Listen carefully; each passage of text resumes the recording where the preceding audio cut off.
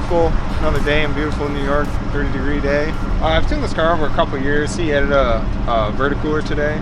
It's a 2013 Subaru WRX that'll be tuned in open source. It's just got simple bolt-ons, Cobb SF, 3-port, 93 octane, simple bolt-on cars. Should make an easy 290. It'll rip with the lift kit and the tires, so see what it does.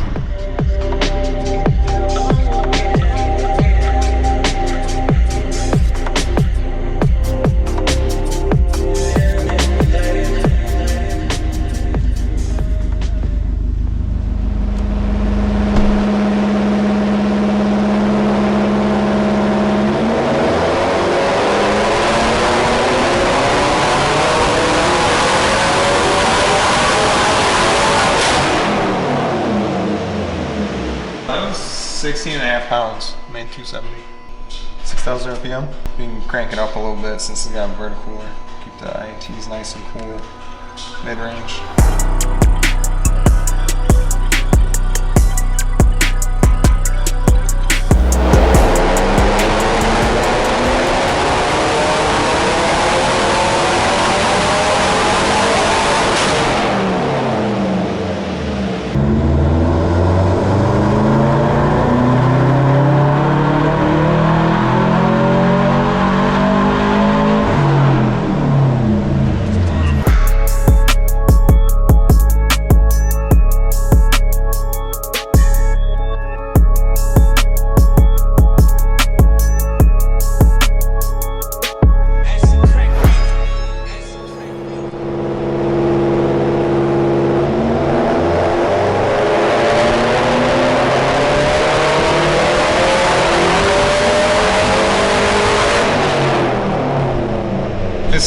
It just had a little bit higher intake temp this time, so it's just a little bit of heat, that's all.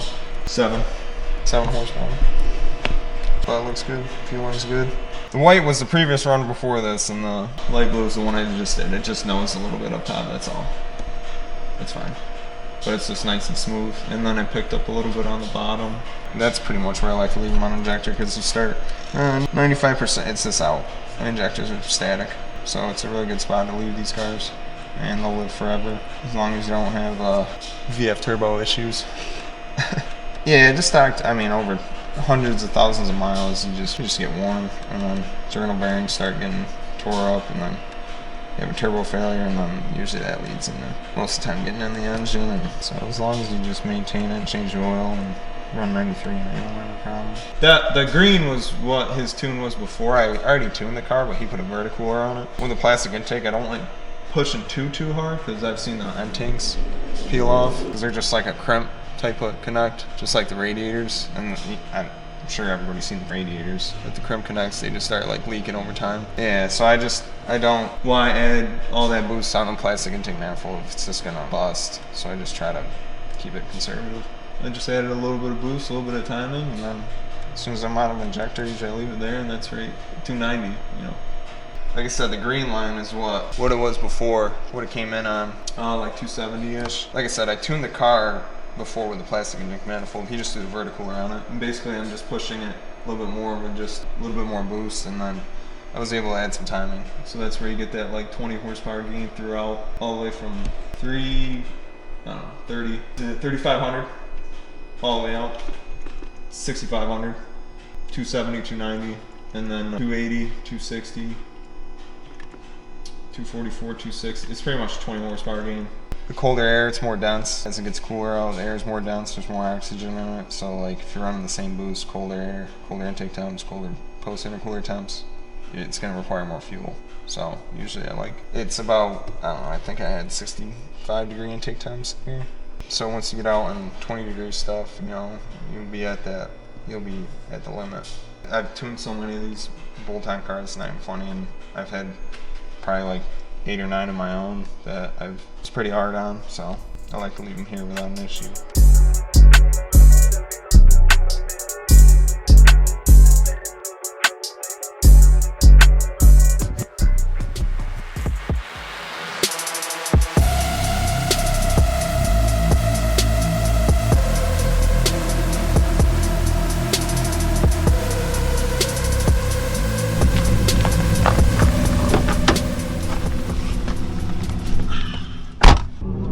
go take this Tangerine out for a rip, verify, just verify everything, that boost control, everything is good on the street, because you can get a little bit different load on the dyno. So I just like to verify it on the street as long as the roads aren't absolute ice. Although this thing would be fine. Yeah, this thing would probably be fine.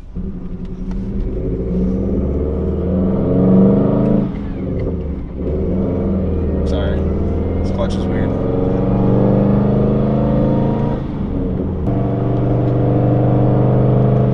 Quick trip to Mexico. It snows in Mexico. People don't know. It snows a shit ton in Mexico, actually. Just gotta find the right spots. I rode my snowmobile in Mexico this weekend. Yeah, I'll start off in second, and rip from there, and then roll into third.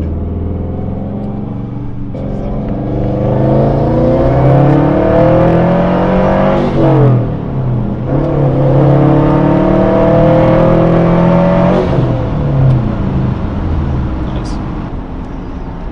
Yeah, the clutch is like, needs to be adjusted up. It's all the way at the bottom of the floor, main gauges.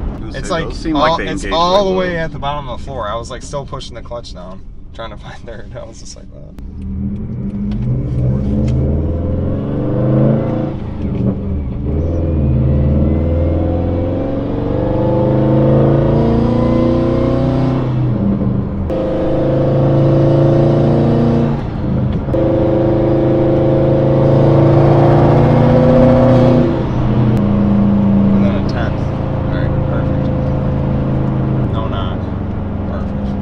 That's the killer right there. The low RPM shit.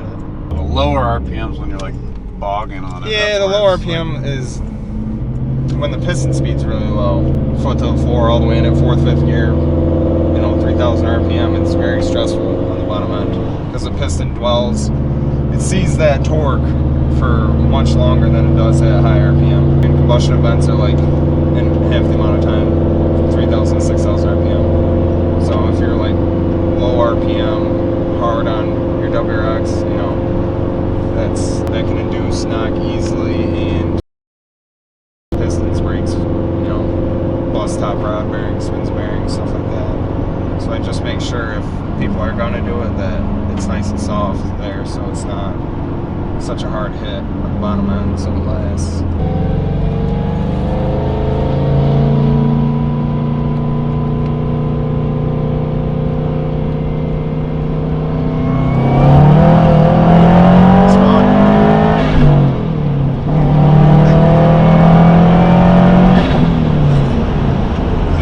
It's fun. It's gotta be these tires. I know. Yeah, it's got what? They're probably like 28s. They're like massive.